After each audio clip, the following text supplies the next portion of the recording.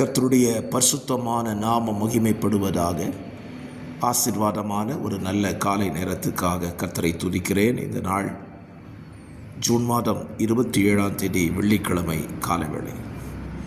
இந்த காலவேளையிலே கர்த்தருடைய வார்த்தையை தியானிப்பதற்கு உங்களை அன்புடன் வரவேற்றுக் கொள்கிறேன். ஜெபிக்கலாம். பரிசுத்தமுள்ள நல்ல பிதாவே, ஆசீர்வாதமான காலவேளைக்காக நன்றி. ஒரு புதிய நாளை எங்களுடைய வாழ்விலை காண செய்தீர், அதற்காய் ஸ்தோத்திரம். இந்த புதிய நாளில் தங்களுடைய நல்ல நாட்களை சந்திக்கிற உடைய பிள்ளைகளை, திருமணம் மற்றும் பிறந்த நாளை சந்திக்கிற பிள்ளைகளை வாழ்த்தி ஆசீர்வதித்து ஜெபிக்கிறேன். இந்த நாளில் வேறு தியானம் தேவனுக்கு மகிமையாய் எங்களுக்கு பிரயோஜனமாய் இருக்க உதவி செய்யும். இயேசுவின் நாமத்தில் ஜெபிக்கிறேன் நல்ல பிதாவே, ஆமேன் ஆமேன். கர்த்தர் நல்லவர். இந்த நாளுடைய தியான அதிகாரம் உபாகமம் 24வது அதிகாரம் 22 வசனங்களை உள்ளடக்கின ஒரு வேத பகுதி.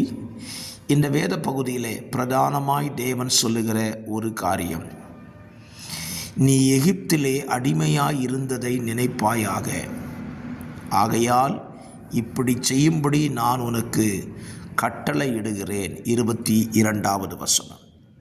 இந்த வார்த்தையை, நீ எகிப்திலே அடிமையாய் இருந்ததை நினைப்பாயாக என்று சொல்லி ஆண்டவர் இந்த அதிகாரத்தில் திரும்ப திரும்ப இஸ்ரவேல் ஜனங்களுக்கு சொல்வதை நீங்கள் வாசிக்க முடியும்.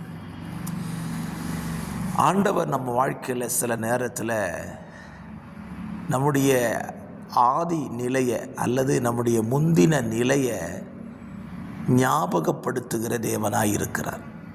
ஏனென்றால் மனிதனுடைய இயல்பான குணம் மறந்து போகிற சுபாவம்.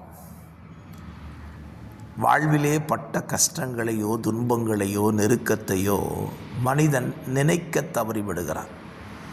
அதிலேயும் தேவஜனங்கள் இதில் விசேஷமானவர்கள்தான். தாங்கள் வளர்ந்த, தாங்கள் வாழ்ந்த அந்த வாழ்க்கையை ஒரு உயர்ந்த நிலைக்கு செல்லும் பொழுது மறந்து விடுகிறார்கள். ஆகையினால தான் ஆண்டவர் இஸ்ரவேல் ஜனத்திட்ட சொல்லும்போது, நீ எகிப்தில் அடிமையாக இருந்ததை நினைப்பாயாக என்று சொல்லுகிறார். காரணம் என்ன? நான் உன்னை ஆசீர்வதித்து உன்னை பெருக பண்ணி இருக்கும் பொழுது நீ உன்னுடைய சுபாவத்தில் மாற்றத்தை கொண்டு வராதே என்று சொல்லுகிறார்.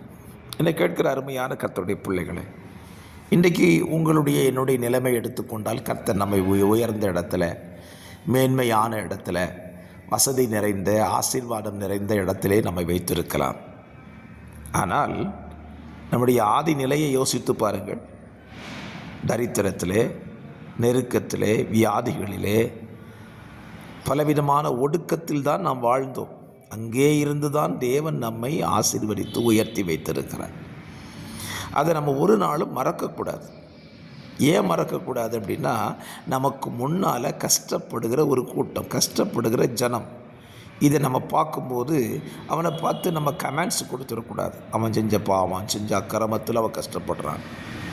இல்லை, இன்றைக்கு அவன் உன் கண்களுக்கு முன்பதாக கஷ்டப்படலாம். ஆனால் ஒரு நாள் உங்களை பார்க்கிலும் மேன்மையான இடத்துக்கு அவனை கர்த்தர் கொண்டு வர முடியும். ஆகவே என்றைக்கும் நம்முடைய பழைய நிலையை மறக்காமல், கர்த்தர் நம்மை இன்றைக்கு வைத்திருக்கிற ஸ்தானத்திற்கு நன்றி சொல்வதற்கு நினைத்து பார்த்து கர்த்தருக்கு ஸ்தோத்திரம் சொல்லுங்கள். நிச்சயமாய் உங்கள் வாழ்வில் இந்த அனுபவம் இருக்கட்டும் என்று சொல்லி இந்த காரணங்களில் உங்களை வாழ்த்துகிறேன். God bless you. ஆமேன்.